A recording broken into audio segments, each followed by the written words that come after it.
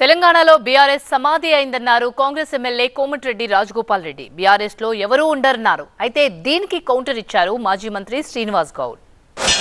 హరీష్ రావు బీజేపీలో పోతాడు, కేసీఆర్ కేటీఆర్ ఉంటారు, ఇంకెవరు ఉంటారు? జగదీశ్వర్ రెడ్డి మేము తీసుకోకుండా బెటర్ ఏంటంటే రిటైర్ అయితే బెటర్. నా ఏకైక లక్ష్యము కేసీఆర్ని గద్దె దింపడము.